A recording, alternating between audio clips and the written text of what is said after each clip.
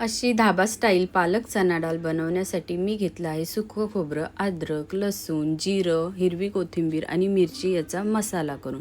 त्यानंतर गॅसवरती कढई गरम करत ठेवली. कढई गरम झाल्यानंतर त्यामध्ये तेल गरम झाल्यानंतर त्यामध्ये कढीपत्ते तडतडल्यावर कांदा छान मऊ शिजून घेतला. त्यानंतर त्याच्यामध्ये टॅमॅटो ॲड केलं. टॅमॅटो शिजल्यानंतर आपण तयार मसाला त्यावरती परतवून घेतला. तेल सुटेपर्यंत मसाला शिजल्यानंतर त्यामध्ये लाल तिखट, गरम मसाला, हळद, चवीनुसार मीठ ॲड केलं आणि सगळे मिश्रण एकत्र पुन्हा परतून घेतलं. त्यानंतर त्यामध्ये ॲड केली चना डाळ, जी मी आधी शिजवून घेतली होती.